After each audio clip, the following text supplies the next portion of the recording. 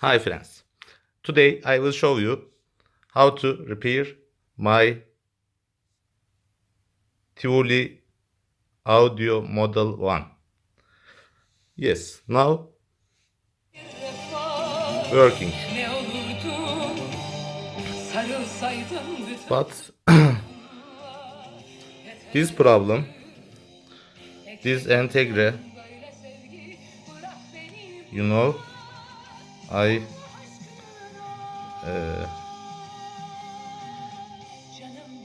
changed this part in there.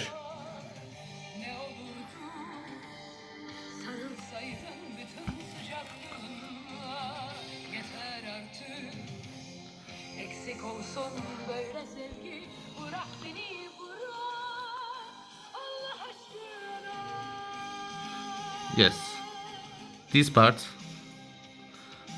in aluminium frame, this entegre.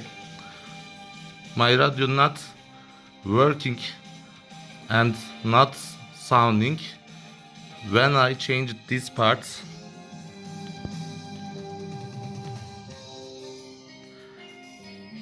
Working normally. İçindeki isyanı anlatmak mümkün değil. Her günü bin kere yaşattın sen bana. Thanks for watching.